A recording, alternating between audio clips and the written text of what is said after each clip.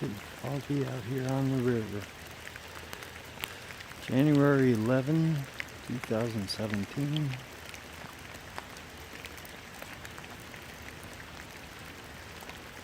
It's been icy. Suddenly it's about 60 degrees Fahrenheit.